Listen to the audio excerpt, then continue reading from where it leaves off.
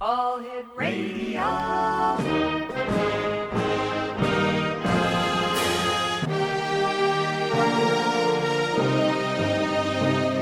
Welcome to the X Zone, a place where fact is fiction and fiction is reality. Now, here's your host, Rob McConnell.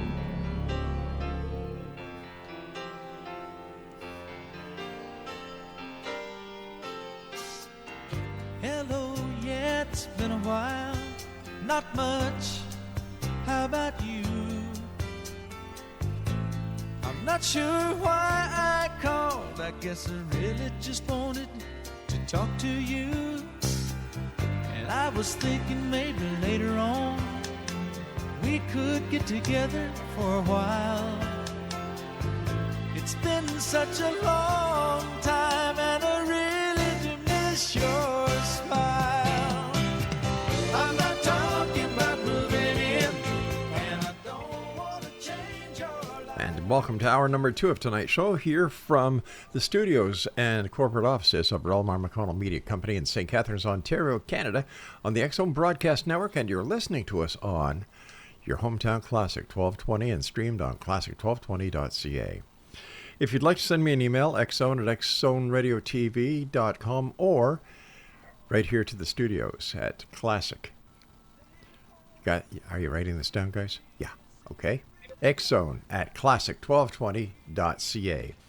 All right, my second guest tonight is Joe Diamond. We're going to be talking about mind reading, mentalism, magic, seance history, and a lot of other great things.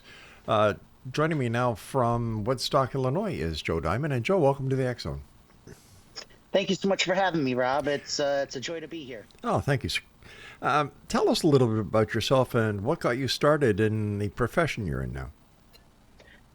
Oh, it's a long story. How long do we have? I'll keep it short. I'll give you the cliff notes for sure. All righty.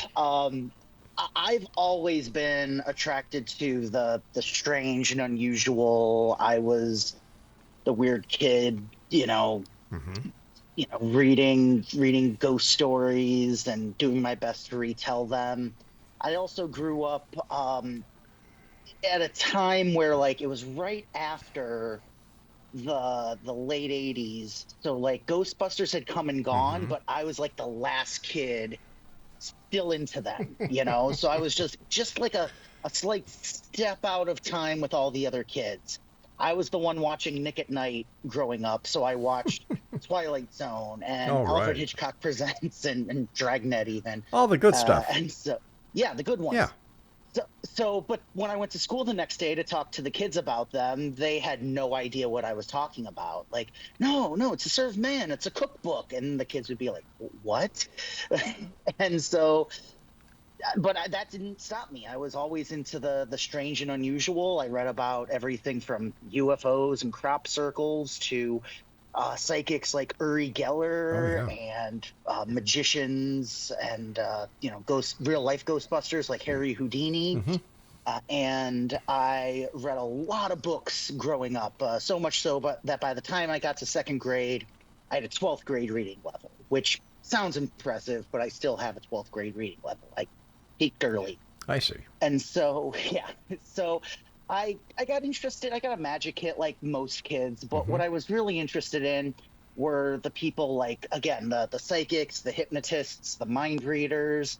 And I got some books from the library on how to read palms, and my great-grandmother taught me how to read playing cards, just like tarot cards. And I kind of just started doing shows in the Chicagoland area. I had a couple mentors that were really kind that took me under their wing. And over the last, 15 to 20 years, it's been my professional job to go to house parties and corporate events. And now, thanks to my appearance recently on the show Penn and Teller Fool Us, where I read their minds and predicted the outcome of the show, and read the palm of host Brooke Burke, who was also my childhood crush. So that was a very odd full circle moment as well. I get to travel all around the country and beyond, doing shows in theaters and various haunted locations where instead of standing on stage and pulling a rabbit out of a hat like a more traditional magician, I stand on stage and pull thoughts out of people's minds. I've done everything from telling people their pin codes, both current and old ones.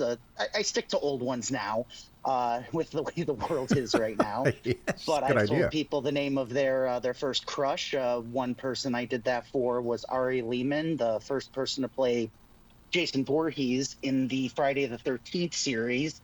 And when I told him the name of his first crush within a few minutes of meeting him out of nowhere, he freaked out and said, "Dude, you're scary." And I was just like, oh my God, I scared the hockey mask killer. Yeah, exactly. This is a fun way to make a living. Now that is a claim to fame. Yeah. So what was it like working, doing the show with Penn and Teller? It was really hard because they don't like psychics. They're very skeptical. They don't like even mentalists, and Penn has said a lot of, we'll just say, not positive or nice things about people I grew up admiring. Like I grew up admiring them, but I also grew up admiring people like the amazing Kreskin and Uri Geller. And Penn Jillette has not shared my same passion for the work of those people, which is, all fair in love and war and show business. Yeah, that's fine. But I had auditioned every year since the show began and never got on until this last year, which was fascinating. Originally, the producers did want me to do something with tarot cards. And last minute, they asked me to change it to playing cards, which I don't know if they felt it was too. I don't know if they felt that would be pushback from the network. I don't know if they felt Penn and Teller wouldn't like it. I don't know the reasons for it.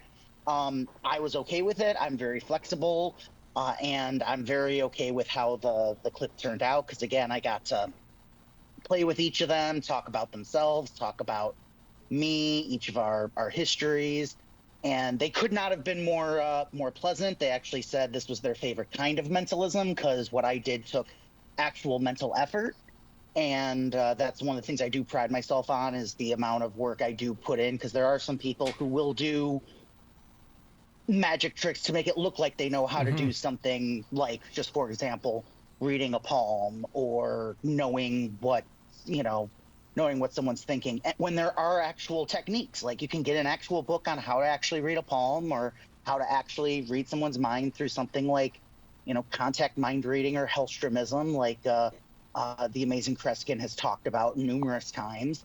And sure, there's ways to fake that, but that takes the fun out of it, and that takes some of the joy and mystery out of it. And I don't know if people who have faked it have had very long-standing careers without going into too much of that, but it was very fun to go and work on the biggest stage in Vegas, and again ended up Brooke Burke is a little bit more on the mystical side as well, so when she asked me to read her palm, I was totally starstruck, and she ended up hugging me, which at that point I was like, I'll take this over a trophy any day. So that was a real treat, because again, it's something not a lot of people in my industry get to do, let alone this sort of narrow niche of where the hypnotists and mentalists and psychic entertainers hang out. Joe, how does mind reading work? So there's a lot of different techniques you can use for it. One technique is just plain and simple intuition. There are so many times throughout our daily lives where we get a feeling or an urge, or we meet someone and we go, oh, I have a weird feeling. Yes. I don't know, or there's a weird feeling about that person. And part of the secret is in a stage format, in a stage show entertainment format like I'm doing, we get to see if I'm right or not. And you don't get to see if you're right on a daily basis. And even if you were to just randomly go up to people and say, hey, I have a weird vibe about you, are you okay? I think 99% of the population would lie and say, yes when the real answer was no, especially to a complete stranger. Because I've done that to people I know and love. So that is one simple answer. The other answer is yes, of course, there is a lot of psychology into what I do. There is a lot of again, magicians use the term sleight of hand. I like to use the term sleight of mind. It's funny too, because a lot of, again, more traditional magicians will be very skeptical when it comes to something like intuition. And yet all of them will say when they go to pick people for their shows, like to find an audience volunteer, they'll just pick people just based on their intuition in the moment standing on stage. And something in them from just doing that show a million times lets them know, oh, this person will be perfect for the next routine. Not that person, this person. The same way a stand-up comedian, develops a sixth sense where they go, okay, this next joke isn't going to work, do this joke instead. So there is something to the live performance environment where, performers of all kinds do develop a sort of intuitive sixth sense working with the audience. Joe, it goes, hopefully even further than that. And there's dozens and dozens of techniques from, again, intuition to body language to unconventional, even techniques that have been kind of deemed too controversial by some magicians to even try or rely upon. But if you work on them enough, you can start to learn to rely upon them. Joe, how about reading body language? What's funny is that I know some people who are great at it. A good friend of mine does seminars on body language. I'm actually not great at it. The more I personally try to go like Sherlock Holmes and like overanalyze something, the more wrong I am. Wow. The more I tend to turn it off and try to just go with what comes to me initially. That's typically what the less analytical I am, that's when I typically am the most bright. All right, Joe, stand by. We've got to take our first commercial break. Exo Nation, our guest this hour is Joe Diamond. His website is joediamondlive.com. And Joe's going to be returning with me on the other side of this break, so don't go away. If you'd like to send me an email, once again, my email address is xzone@classic1220.ca. You're listening to the X-Zone Radio Show on the X-Zone Broadcast Network, coming to you tonight from the studios in in St. Catharines, Ontario, of your hometown radio, Classic 1220, and streamed around the world on classic1220.ca. Don't go away. We'll be back right after these short breaks. And the stars around, and I'd really love to see you tonight.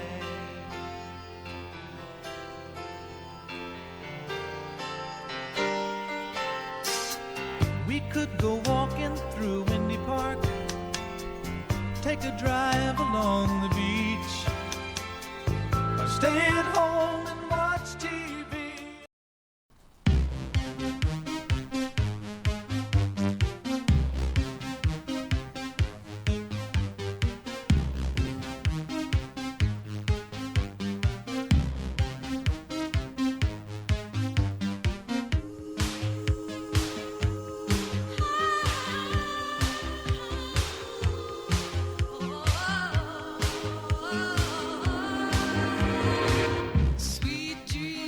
Welcome back, everyone. This is the X-Zone. I'm Rob McConnell, and you're listening to us on your hometown radio, Classic 1220, and streamed around the world on classic1220.ca.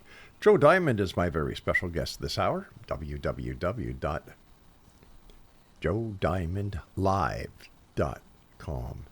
All right, Joe, we were talking about reading people, and basically, we all have that ability, just like I know, Yes. the intuition. I've had many experiences of intuition in my life, and whenever I've gone against my gut feeling, I've paid for it. Yes. Well, and that's the other thing, too. I often say maybe not the whole secret, but definitely the first 51% of the secret is sticking to your gut. I mean, so how often have you had your first gut instinct and then gone, I'm going to switch over, and then later on gone, I should have gone with my gut instinct? So much of it is Yeah. just sticking to that first gut instinct and not doubting yourself, which again is kind of where the body language stuff, again, just comes really naturally to some people, but that becomes the thing that I use to second guess my initial gut instinct, whether I'm doing, and there's a lot of different theories we could go into, whether I'm doing that unconsciously at such a rate that even I don't realize, whether it's coming from another source. I don't know. There is a certain point where even I am okay with just saying, I'm comfortable with being in the mystery, and I want to give people that experience of the mystery for themselves, because so many people, I think, especially in this day and age, are looking for answers, and they're not comfortable with just saying I don't know. And I think that's okay to say, and not just making something up and just going like, it's this or this. And I think it's okay to just finally go, you know what? I don't know. And if I want to communicate that to other people, I think it's got to start with me, I understand you captured some photographs of haunted locations and have countless unexplained coincidences and synchronicities. Tell us about a few of them. So for a while, for about the better part of 10 years, I was working, and this wasn't a plan, it just kind of happened. I was doing shows in almost exclusively haunted locations. I was at a place in Crystal Lake called the Dole Mansion, which I'm not supposed to talk too much about this, but there's no more artists in the building. We'll just say that some of the activity got so off the charts there that they ended up canceling the leases of all the artists there. Wow. So everyone has moved out of there for now. Which turns out to be a good thing, and I'll just leave it at that. Until more information comes out about that place. I loved the shows I did there, the people I worked with there, all positive. Nothing on this material plane, nothing but positive things to say about that. That said, in places like the Woodstock Opera House, it is arguably the most haunted location in the state, if not the entire Midwest. I know a lot of people like to talk about the Joliet Prison and places like that, but the Woodstock Opera House has so many occurrences and so much and so many legends. There was actually a paranormal conference there this last year, and so many people, like in broad daylight, when tons of people were around, had stuff happening. Cell phones were dying. People were there with different equipment that were just randomly going off at noon in broad daylight. And a lot of it is attributed to a ghost called Elvira. Now, there's a lot of different theories as to who Elvira is or what Elvira is. The common consensus is that she is the ghost of an actress that took her own life after she was scorned by her lover. And there's a couple different stories. Some say she leapt from the tower. Some say she poisoned herself and went to sleep in a seat DD113, which is actually dedicated to her in the theater. And I actually performed there this last Halloween. And there was a lot of different things that people caught on camera, some of which is on my social media. It's the same as my website, Joe Diamond Live. You can see it on my Instagram and on my Facebook page as well. People shared their photos from those experiences, everything from orbs to like a shadowy figure almost like over the chair. People felt cold spots, and also people were able to pick up on different things in different areas of the basement, because there was also a death in the basement years ago. A vagrant was down there during a wrestling match upstairs. He had gotten in to get cold, escape the cold, started a fire. The fire actually got out of hand, and all 400 people in this sold-out wrestling match leapt out of like these second-story windows onto the roof of the building next door and ran downstairs. No one died except for the vagrant in the basement, which is a minor miracle in and of itself. But we actually did take a paranormal tour down there recently, And again, people caught everything from shadows on cameras to orbs to a lot of people were using pendulums that were going just absolutely crazy and wild down there. I Joe, also have been the official mind reader at the Maxwell Mansion in Lake Geneva, Wisconsin, which is about a half hour north of Woodstock, Illinois. Maxwell Mansion is now a boutique hotel, but it has a speakeasy downstairs, which is where in the 1800s, Dr. Maxwell would have done a lot of, we'll just say, unnecessary surgeries. And everyone on staff there has a story. Everyone has seen stuff on the first and second floors and down in the speakeasy. And I didn't have anything happen to me there until my wife and I were staying there overnight for her birthday. The old owner let us stay there. We were the only ones in the building. And the last night, my wife went to bed. She's an early bird. I'm a night owl. So I stayed up reading a book in the ballroom, which is right over where the surgeries are. In fact, there's a drain pipe down there that if you look, it looks to be painted red. They keep saying it's painted over red, but that's because they just couldn't fully clean it. And that's what the old owner said. So I'm right over that spot, and the house is beautiful. It's gorgeous. It's been kept up very well. But I'm reading this book by the fire in the gorgeous ballroom. I finished my drink. I stand up and I look in the mirror over the fireplace, and I saw someone standing over my left shoulder. And I turned around to see who it was. No one was there. And I turned back and looked in the mirror, and no one was there. Now, full disclosure, I was drinking, and that was my fifth old fashioned, so it was either the spirits or the spirits. Full disclosure on that. Hey, but Joe. Again, the fact that it was right over that spot, we were the only ones in the building, and again, it was enough for me to just go, all right, finally had something happen to me in this building. Joe, why do the spirits hang around? Why don't they go to wherever spirits go when they're finished their earthly whatever they do here on Earth? So there's a lot of different theories, and I'll be honest, I don't know which one I fully subscribe to yet. I'm still, when it comes to ghosts, I'm still very much the it's definitely something that's adjacent to my work. It's not like the main focus. I definitely invoke them more for again, when I'm in haunted locations or around Halloween and such, but I'm not doing a lot of ghostly themed events when I'm going to corporate events and other types of theaters and such. They in those events they want me to stick to strictly mind reading, and that's fine. But again, when you're performing in a place like the Woodstock Opera House on Halloween night, you gotta talk about the ghosts. Well, of course. You can't not.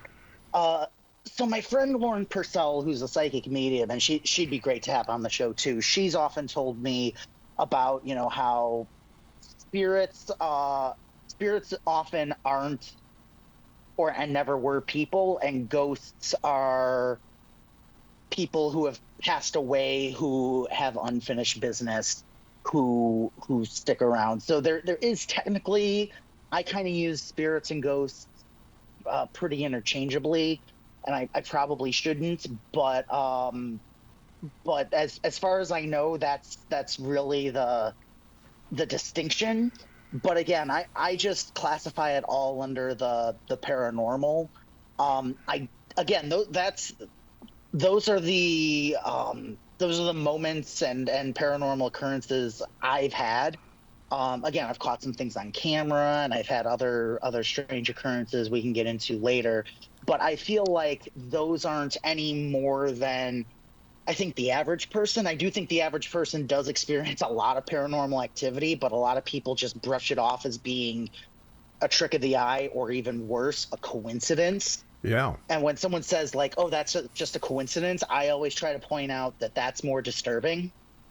The idea that no one or nothing was pulling the strings to make this happen is actually more mysterious when you really think about it. I understand that you hacked the Pentagon without a computer, using your brain. Oh yes, yes. Well. How long do we have until the next break? Because this is not a long story, but a dense story. All So I right. don't Well, want to. yeah, well, Uh, yeah, we've got about a minute and a half before the next break, so that's a good idea holding on to it. okay, yeah. So we'll tease that for the next moment. And but all I'll say is it happened by accident. And I have a couple thousand firsthand witnesses as well. Wow. So for anyone who is skeptical on the story, it happened back in 2016.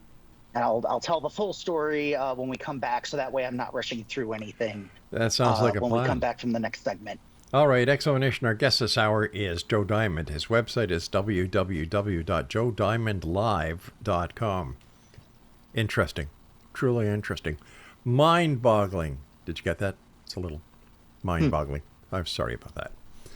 Joe and I will be back on the other side of this break as the X Zone continues with yours truly, Rob McConnell, from our broadcast center and studios in St. Catharines, Ontario, Canada. And you're listening to us right now on your hometown radio, Classic 1220, and streamed around the world on classic1220.ca. I'll be back with my guests on the other side of this very short break. Don't go away.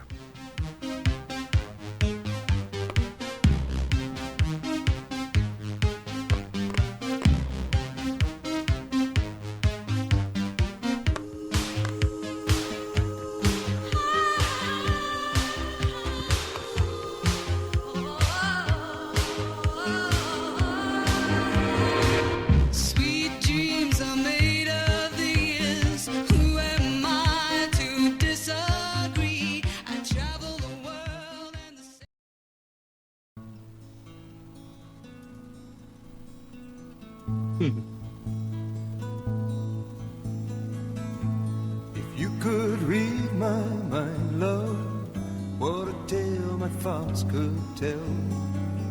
Just like an old-time movie about a ghost from a wishing well, in a castle dark or a fortress strong with chains upon my feet. And welcome back, everyone. Joe Diamond's our special guest this hour, joediamondlive.com. And that was If You Could Read My Mind by Gordon Lightfoot, one of my favorite songs, and so appropriate for this segment. How'd you know we're psychically connected? What that? We were going to tell us about how you hacked the White House. Was it the White Pentagon. House? Pentagon, yeah. Technically. So this is so. First off, this was on 95 Will Rock Radio on the Wisconsin-Illinois border. At some point, I believe it was on a Friday the 13th in 2016. I'd have to look up the exact date, but I was on the radio, and at the time, there is video of my previous appearance on this morning radio show. I've been on the show dozens of times over the years, and they challenged me to guess one of the radio host's iPhone codes. And I was like, well, if I have her think of just one digit at a time, I can probably figure it out and, type them in one at a time and unlock her phone. So I did, and the phone opened. And it kind of went viral in the Chicagoland area. Everywhere I went for the better part of a year, people would just hand me their phones and be like, here, unlock it. Try to unlock my phone. Try to guess my passcode. Which, very different times now, after, without getting too much into it, but after the last few political presidential elections and such, especially when it comes to emails and passwords and all that. But and we'll just leave it there. Also, after a global pandemic, I don't want to be touching people's phones after all that anymore. So I do still do this. I'll have people think of their old PIN codes and such, and I'll guess those, and I do that still very often. But the next time I was on that radio show, They replayed the clip, and we were laughing about it, and we get a phone call. And they answer it's not a local Chicagoland or Milwaukee area code. And so they answer it, and the woman says, "Hi, my name's Susan. I'm calling from the Pentagon." And this is live radio at like 8:30 in the morning. The one host is like, yeah, and she Googles the area code and then the full number, and sure enough, it's a landline for the offices at the Pentagon. So it's a legit number. Mm-hmm. And she goes, "I want to talk to the mind reader guy." And I'm like, "Susan, I can hear you." And she says, "Okay, Joe, I have a question for you. Do you need to be in the same room with someone to guess an iPhone password?" Now, Rob, I'm going to put this in perspective. Again, this was mid-2016. This was the time when Apple was in the news every single day with the FBI as to whether or not they could or should unlock a terrorist's iPhone that they had gotten. Right. So I am, again, 8:30 a.m.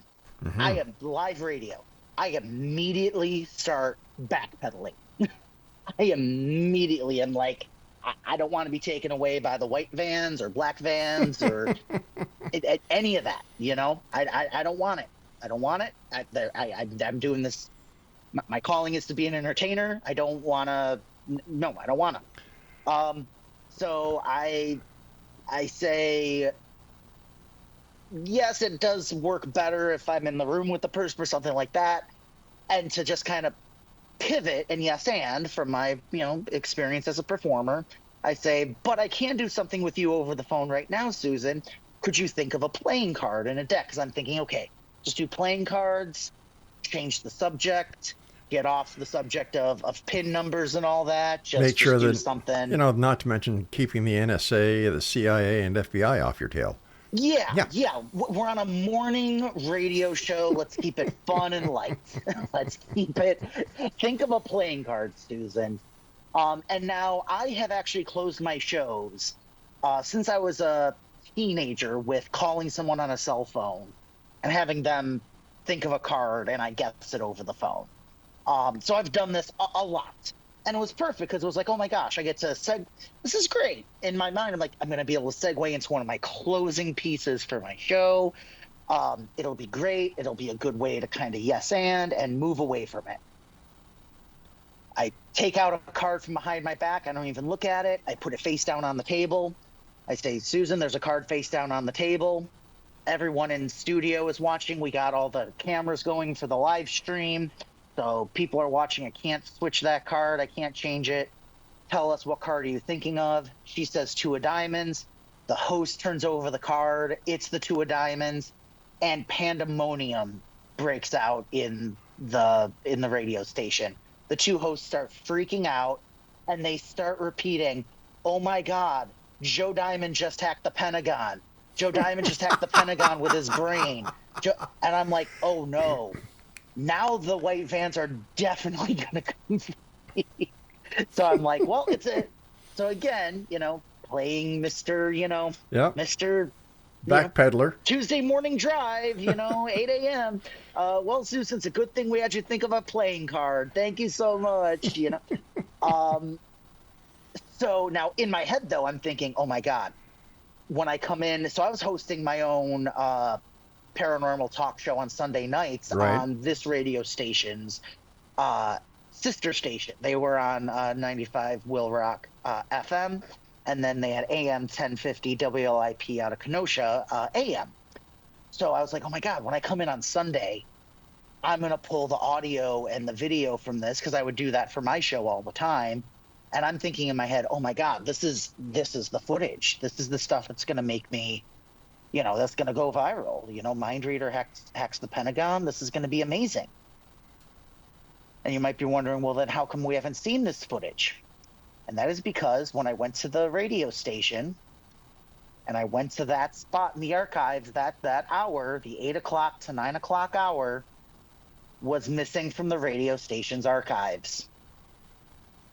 Any idea? Any idea who no, pulled it? no one on staff could explain or figure out why that specific hour did not save. Joe, if So- if you screw up my show, I'm going to be very upset with you. Now, I've told this story many, many times. I have told the story many times. And again, I had thousands of people who heard it live on the air. In fact, I've told this story on stage, and I've had people actually mention after the show, "Oh yeah, I heard that broadcast," because they broadcast from Chicago all the way up to Milwaukee, so they have a wide listenership. Right. So, again, thousands of people heard this in the Chicagoland area. So again, I have thousands of witnesses who can verify the validity of this, and I do it in my show all the time. In fact, during lockdown, I did a lot of Zoom shows. In fact, I'm going to be doing one coming up. So even if people aren't going to be in the Midwest or Chicagoland area, they can still subscribe to my mailing list at joediamondlive.com and have the chance for me to read their mind over Zoom coming up in the next few weeks, because I'll be doing that again, because I haven't done those in a while, and they're a lot of fun, and it gives the chance for me to see more people and meet more people than just, where I'm able to go in person. So I still do it. I can recreate it. I can do it. I'm always I'm always a little nervous telling the story, because I'm always wondering, like, is this going to be the time when I'm finally told, "Hey, Joe, you gotta stop telling this story"? But I've been telling it for, let's see here, we're in 2024 now, so 8 years. So, and I haven't been told to stop telling it yet. So I think we're okay. I've had Yuri Geller on the show a number of times, and he some of the stuff that he has talked about that he has done for the government is unbelievable. Yeah. So why he's got the checks from Finding Oil to back it up? Yeah, too. that's right. Yeah, he does. Yeah, I actually I was able to interview him for my radio show, and that's still on YouTube. And being able to talk to him was a huge dream come true as well. Yeah, he's definitely a childhood hero for me, for sure. Joe, what is your take on Ouija boards? Do they really work? I have kind of an unconventional take on Ouija boards, because I do believe in, for lack of a better term, a lot of paranormal phenomena, but I don't believe Ouija boards communicate with ghosts, demons, spirits, and the like. I actually did a couple college term papers on the Ouija board. One was actually based on the science of it. One was on the business of it. It's a fascinating history, by the way. There's America's first patent battle was over the Ouija board, actually, which is pretty fascinating. When you realize, oh my gosh, the first patent to ever go to court was for the Ouija board. The other thing that's fascinating is people are always worried about the board with the alphabet on it, when technically that's not the oracle. The oracle is the planchette with the hole in it. Originally, that had a piece of lead in it that would write messages for automatic writing and seances and table tipping and such. So the board is nothing more than an indicator. It's actually the planchette that is the oracle. And it wasn't until movies like The Exorcist came out that people started to have such a negative association with it. Like, people always knew they were spooky and supernatural, but none of like the urban legends of, being possessed by them really came about until then. We actually did some experiments on my friend's YouTube channel, The Modern Rogue. If you type my name and Ouija board into Google or YouTube, you'll find this video. We did a bunch of experiments, but for me, the biggest experiment that to me shows that it's the person or the people moving it, whether they know it or not, is we blindfolded people, and then without telling them, flipped the Ouija board 180 degrees, so all the letters were in different places and the yes and no were in different places.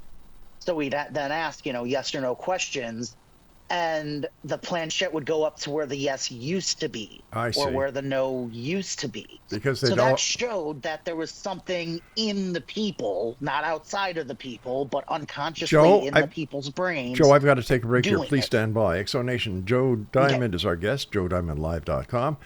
And you're listening to the X Zone, live and around the world on your hometown radio, Classic 1220, and streamed around the world on classic1220.ca. If you'd like to send me an email, my email address is xzone@classic1220.ca. We'll be back. Don't go away. If you could read my mind, love, what a tale my thoughts could tell. Just like an old-time movie.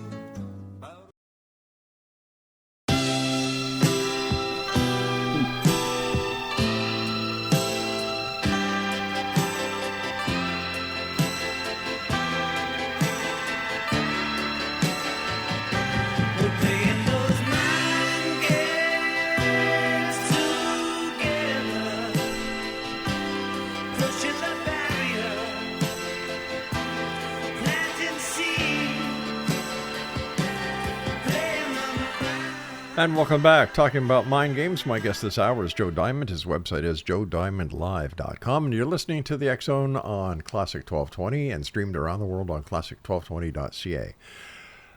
Joe, we were talking about Ouija boards, and you know, it seems that if I couldn't understand the demonic side of it if these were sold in toy stores. Yeah. It seems like, well, and the fact it kind of had the Jaws phenomena. You know how shark sightings went up when the Jaws movie came out. Mm-hmm. It's the same kind of thing with like demonic possessions. It all like centers around when the movie The Exorcist came out, and there's that famous scene with the Ouija board in it. And it's also, so the way it works is something known as the ideomotor response. It's the same way that we have pendulums work, and table tipping, and even some things like contact mind reading work. And the thing I try to point out that, I'm not discouraged that it's not spirits or ghosts. The fact that we're doing this, that our minds are capable of doing something like this, to me is just as, if not more amazing. Like the fact that our minds can do this and we don't even know is pretty amazing and pretty astounding, and just goes to show how even when you know the mystery, there's always a deeper mystery waiting to be explored. In your opinion, Joe, doing everything you do, what is your greatest interest when it comes to within the paranormal parapsychology? Oh, man. I mean, with parapsychology, I mean, just all of it, everything from the human mind. Mm-hmm. I've really been looking at a lot of different aspects of the history of its place in both the laboratory and in the public eye and on stage, and how it needs both to kind of push it forward. It needs the stage to get people's interest, and needs the laboratory to keep actually pushing it forward. And I feel like in some ways, psychic phenomena and the paranormal has never been more popular, with thanks to, for lack of a better term, the stage, thanks to, TV shows and media and live shows and everything. But I don't feel like it's gotten the way it needs to be addressed properly in scientific communities. And there are some great scientific studies that are happening and that are doing great things with it and actually looking into it. And I'm just I'm really hoping that there's more of that, because like right now, lately, actually this last year, my big interest has been mesmerism and Franz Anton Mesmer, because he's often credited for discovering mental suggestion or hypnosis, but he was so convinced that he had found animal magnetism, this invisible fluid that would control people. He wasn't willing to hear the information that, no, this was actually something that people were, he wasn't willing to hear any other takes on what he had discovered. And I'm hoping that the more both of these things progress, the more, we're all able to, let go of our preconceived notions and, again, just be willing to embrace the mystery, because I think that's where you're not going to go in with a preconceived notion of and looking for,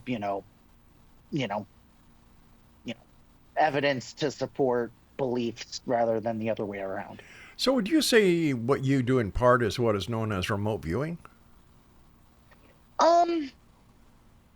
It can. It can. In fact, we can try something kind of close to remote viewing with you and all the listeners. Sure. If to kind of finish up this last segment, if you want to give it a shot. Sure, let's give it a shot. We've got 8 minutes left. Okay. Yeah, that's more than enough time. So here's how this will work. We can't see each other, and we're too far away to do what would be known as kind of traditional, telepathy. So this will be known more as remote viewing or remote projection. Okay. The way this will work is I'm actually going to think of a thought. I will project it out to you and all the listeners through the airwaves, through the internet. It doesn't matter if people are listening to this recorded or not. It should still work. I've done this many times through recordings, and it should still work. And I'll project these thoughts, and we'll see how many of your listeners can receive our psychic transmission. Now, we'll see how you do here, right here and right now with the two of us. Okay. But either way, don't shout your answers out loud. Don't say your answers out loud just yet. Let's give the people listening a chance as well. And kind of like we talked about before, one tip is to not think about it too much. Go with whatever comes to you naturally. Intuition is knowing without knowing. Okay. Yep. So for starters, get comfortable for a moment, and take a deep breath, and then exhale. Perfect. We're gonna do that again. Take one more deep breath, and this time, as you exhale, get in your mind a number from 1 to 10.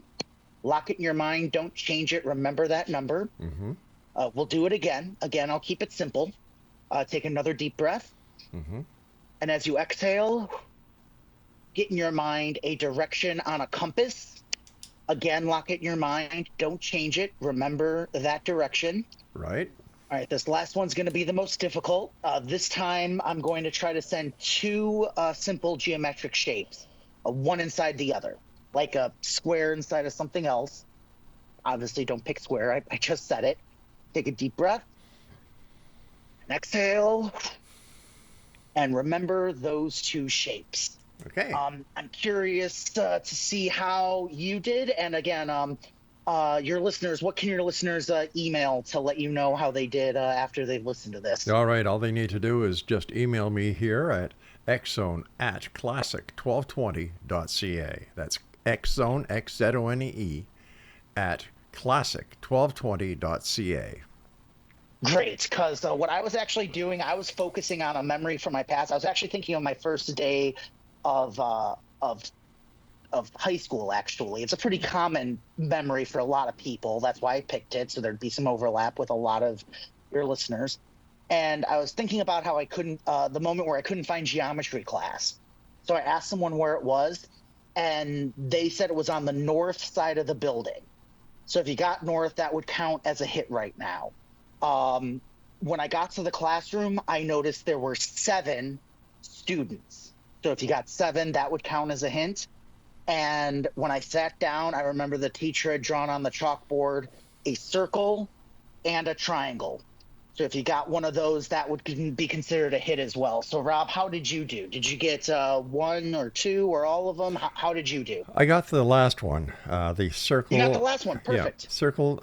When you said north, I was west. And when you'd said 7, I was 9. Okay, so you weren't too far off on the number. That's fine. No. But that's the thing too. Now the other thing I point out in my live shows when I do this, the amount of people who get 1 or 2 is obviously the most, but the amount of people who get all three are the most like open people. Now, I often talk about the ones who get none of them right. That's okay too. These are the people who, when I asked to think of like simple shapes, thought of like a star inside of a dodecahedron. These are typically the people who are better at generating thoughts rather than being open to the thoughts of other people. And to be fair, these are the kinds of people we need for every kind of creative project. If you got, and these are the kinds of people who really think about what they're going to think about. And if you got two or all three of these thoughts, these are the people who are, of course, again, the most intuitive and the most open and the most able to receive this stuff. So I'm curious to see how the rest of the listeners did. I'm JoeDiamondLive.com. You can subscribe to my mailing list at the bottom of the homepage there, and let me know how you did as well. And yeah, I'm really curious to see how your listeners do with this, because it's a lot of fun to give it a try, and especially as the this goes out and the podcast version, it's interesting to hear how it does, because sometimes more people get it with the after broadcast. Sometimes people get it more with the initial broadcast. It's fascinating when this happens. Before we go, we've got about 2 minutes. So quickly, Okay. Tarot cards. Mm-hmm. What's your take on them? I love tarot. Real fun thing. So the traditional Rider-Waite-Smith deck was designed by a woman named Pamela Coleman Smith. Her friends called her Pixie. I mean, I could talk about just her for a whole hour next time. Long story short, she was an artist, moved to many different countries. Her first professional job as an artist was she designed the program for Bram Stoker's Dracula when it was a play in London's West End. In fact, Bram Stoker even gave her a speaking role in the play. He was so charmed by her. And it was through that play she got connected with William Butler Yeats in the Order of the Golden Dawn. And they commissioned her to design the Rider-Waite-Smith tarot deck. And she listened to classical music like Beethoven and Bach and claimed to have synesthesia.